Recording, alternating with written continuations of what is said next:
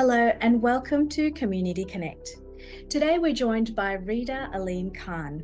She's a prominent activist and a champion for gender equality. She's a Pakistani Australian Baluch and has won many accolades, including the Sir John Monash Award for Youth Leadership, and was a finalist for a Channel 7 News Young Achiever Award. Welcome, Rida. Thank you so much for having me. Let's dive straight in.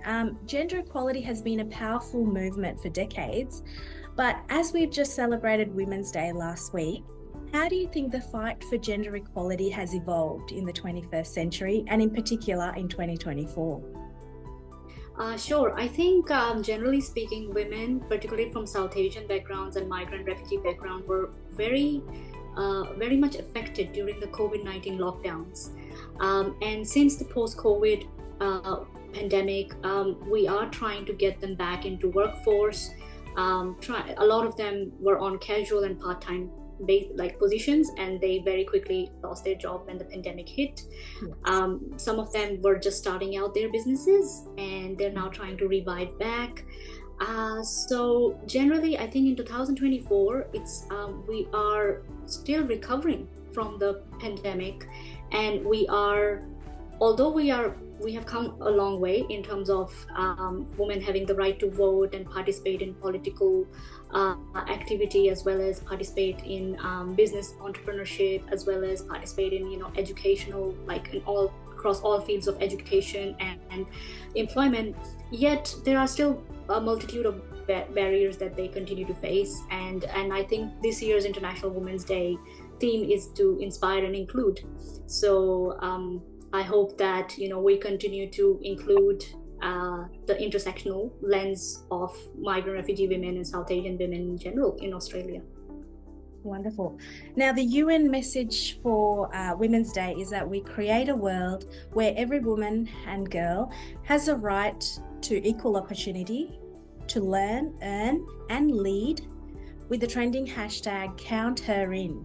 What steps can we achieve to make lasting change in Australia, and in particular with women of such diverse cultural backgrounds? Absolutely. I love that the counter in aspect, because I feel like that they're not counted in a lot of spaces. Women's voices, particularly from South Asian background and from multicultural backgrounds, from multi-faith backgrounds, are not counted in various Australian leadership landscape. I would particularly give an example of the trade in Australia. Like, we have a really mass trade industry in Australia, and I have not seen many women from multicultural backgrounds entering that space. However, in cities like Melbourne and Sydney, you do start seeing women real estate agents. You do start seeing a little bit of women doing a bit more than just being general practitioners and gynecologists. They're actually stepping into roles of aged care and nursing and disability support. A lot of them are carrying roles which are a bit stereotypical, but on the other hand, it's good that there are women dominating industries simultaneously while there are men dominating industries. So that's really interesting to see, and I think there are still a whole bunch of women from multicultural backgrounds that are a little bit more marginalized than others, who do need to be counted in. And I would say, since I come from Balochistan and that part of Pakistan, I think Baloch women certainly need to be counted in these spaces. Wonderful. And I suppose it's up to advocates like you to make their voice be heard. Is that what you encourage other women to do as well? Absolutely. I mean, the longest serving mayor of Australia was Nancy Joy Baluch, who did receive an Australian medal and was the mayor of Port Augusta in South Australia. However, her history, her contribution is not known to many members of the South Asian and multicultural community. So certainly that highlighting that Indigenous and tribal women of South Asia and Indigenous and tribal women of multicultural community can also lead alongside our First Nations women leaders. And do you think that's also to do with media and how different cultures are portrayed, and particularly women in different cultures? Definitely. I mean, sometimes it feels like the media only wants to highlight the victimhood of multicultural women or South Asian Yeah. women. Like there would be an over coverage of a family violence case or a tragedy that may take place in the society or in our community. But when a South Asian woman or a multicultural woman is achieving something, say opening her clinic, or actually being a CEO of a company, or actually launching her fashion brand, it's not really, the news does not make it to the mainstream media. Yeah. And that is truly unfortunate. Interesting point that you make. Yeah. You're also co-founder for a wonderful organization, a digital network called South Asian Women Network and Allies. Could you tell me a bit more about the work that you do on behalf of women through that? Sure. So South Asian Women Network and Allies, SAVNA, was founded precisely because of the impact of lockdowns and increasing unemployment and underemployment among South Asian women in Australia. For example, one of the biggest barriers we face is the fact that they have multiple qualifications, and yet they are not actually recognized as per the Australian standard of employment and academic peak, and by Australian academic peak bodies.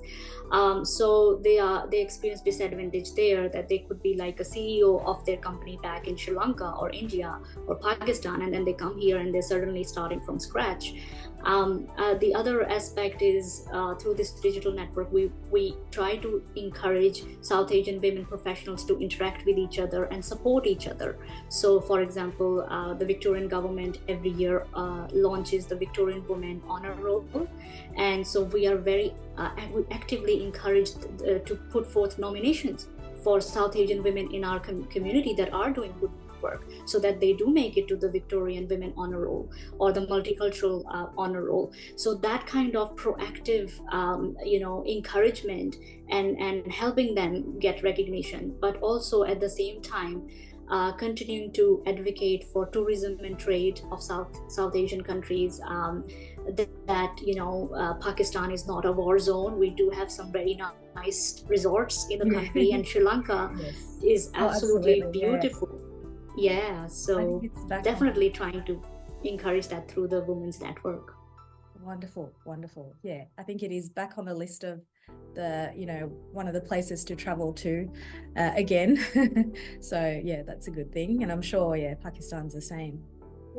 Absolutely. And I think being very proactive with your own cultural trade, the South Asian trade, engaging with that audience, but also at the same time making your space in the Australian workspace and within the Australian multicultural leadership space is very fruitful and very important for South Asian women. And I really encourage that to continue happening in this regard.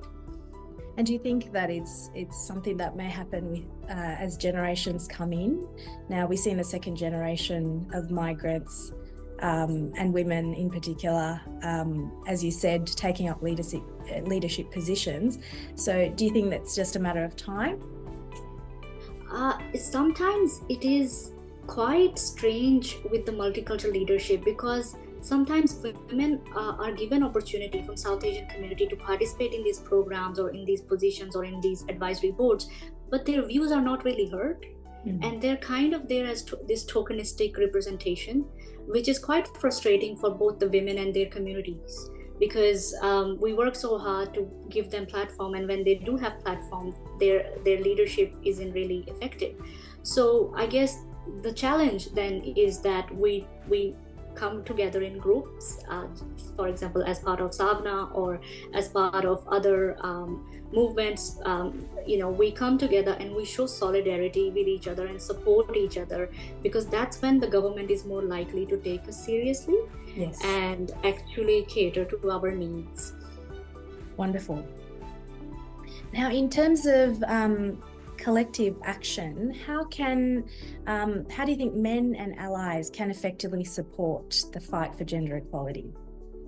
I think one of the best things about South Asian men in Australia is the fact that on average they are highly qualified, tend to have multiple degrees, which is absolutely something we should all be very proud of, from Afghanistan all the way to Sri Lanka and Bhutan and Maldives. And South Asian men generally are highly educated and qualified, and they can play a very active role in supporting and encouraging women to pursue education, to go into the fields that might not be so well known. For example, we have the correction facilities in Australia, and also the Victorian Police, as well as the Australian Federal Police. And we would love to see more Sri Lankan, more Pakistani, more Afghan, more Indian, more Bangladeshi women, participating in tapping into these careers. And certainly, I think men and allies, and I think it's great that organizations like Victoria Police, or organizations like even the aged care sector, or even the real estate sector, is really encouraging women to step up and start participating. And certainly, to become, say, a prison officer in Australia, you don't need a qualification. They train you, which is absolutely wonderful. So I think the allies are trying really hard to encourage them. Yeah, wonderful. So as we're moving forward, what would be your message to the future of gender equality? I think the future for gender equality would be more about cooperation and collaboration. I think we've moved on from the cancel culture, because that's so 2015. I think we should move on from having polarized views, and I think we should definitely welcome diversity within, not just ethnic diversity within South Asian women's leadership, but also the intellectual diversity and the diverse skill set that these women bring to Australia. And certainly I feel that the future should be looking at collaboration and cooperation with allies, with men, with third gender people, with South Asian women from various backgrounds, and at different levels of socioeconomic status. And I think that's possibly the future. My message, though, is that let's try to support each other in that process. Sometimes there can be discouragement coming from our own community as South Asian women, and I think we do need to navigate that, and we do need to overcome that pettiness, I guess. And let's focus more on inspiring, including, counting in women. Wonderful message. So we thank you so much. It's been such an enlightening conversation, and we wish you all the best for your future and your work in gender equality. Thank you so much for having me. Thanks. Vishvavahini.